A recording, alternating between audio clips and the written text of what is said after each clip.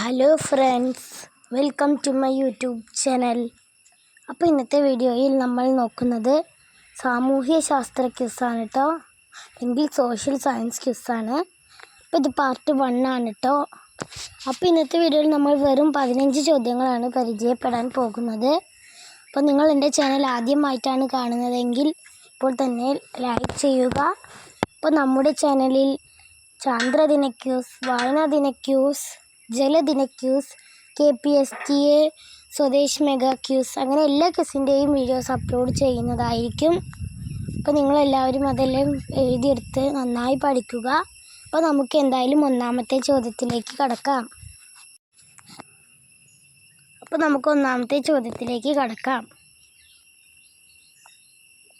Supreme കോടതി ജഡ്ജിമാരുടെ വിരമിക്കൽ പ്രായം എത്രയാണ്? ഉത്തരം 65 വയസ്സ്.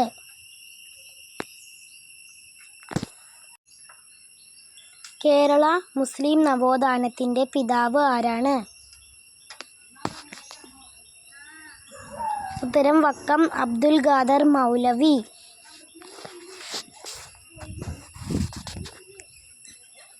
ലോകത്തിലെ ഏറ്റവും വലിയ തപാൽ ശൃംഖലകൾ ഉള്ള രാജ്യം ഏതാണ്? ഉത്തരം ഇന്ത്യ.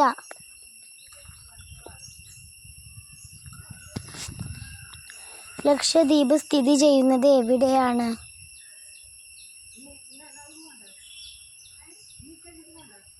ഉത്തരം അറബിക്കടൽ.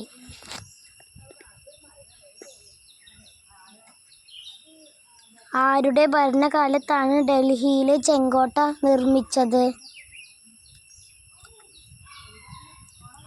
ഉത്തരം ഷാജഹാൻ.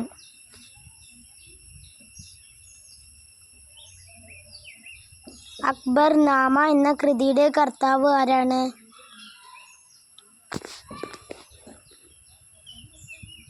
ഉത്തരം അബ്ദുൽ ഫസൽ.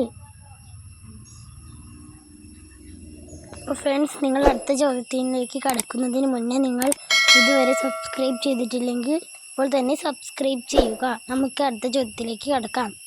ദേശീയ ഭരണഘടനാ ദിവസമായി ആചരിക്കുന്നത് എന്നാണ്? ഉത്തരം നവംബർ 26.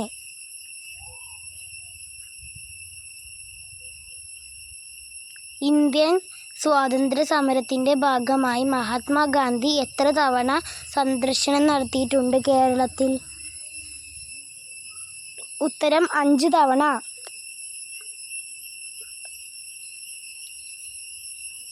രക്തം നൽകൂ, ഞാൻ നിങ്ങൾക്ക് സ്വാതന്ത്ര്യം തരാം എന്ന് പ്രഖ്യാപിച്ച സ്വാതന്ത്ര്യ സമര സേനാനി ആരാണ്? ഉത്തരം സുഭാഷ് ചന്ദ്രബോസ്.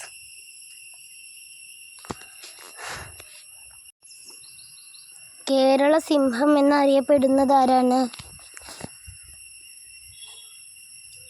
ഉത്തരം പഴശ്ശിരാജ.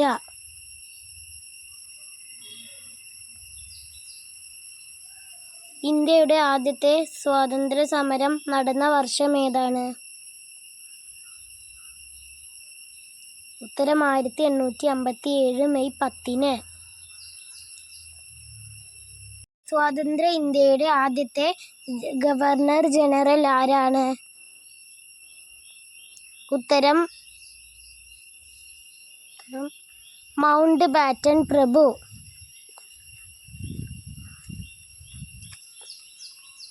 ജാലിയൻ വാലാബാഗ് കൂട്ടക്കൊല നടന്നത് ഏത് നഗരത്തിൽ? ഉത്തരം അമൃതസർ.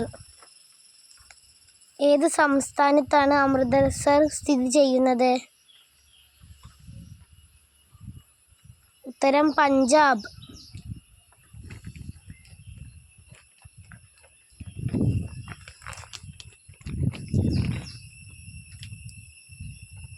സിന്ധു നദീതട സംസ്കാരം ആദ്യമായി കണ്ടെത്തിയ സ്ഥലം ഏതാണ്?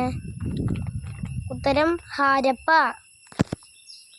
അപ്പോൾ ഫ്രണ്ട്സ്, നമ്മുടെ സാമൂഹ്യശാസ്ത്ര ക്യൂസ് 2026 പാർട്ട് 1 ഇവിടെ അവസാനിക്കുകയാണ്. നിങ്ങളെല്ലാവരും ഞാൻ പറഞ്ഞതുപോലെ തന്നെ ലൈക്കും സബ്സ്ക്രൈബും ഒക്കെ ചെയ്യുക. അപ്പോൾ പാർട്ട് 2 ഉടൻ വരുന്നതായിരിക്കും. Thank you for watching.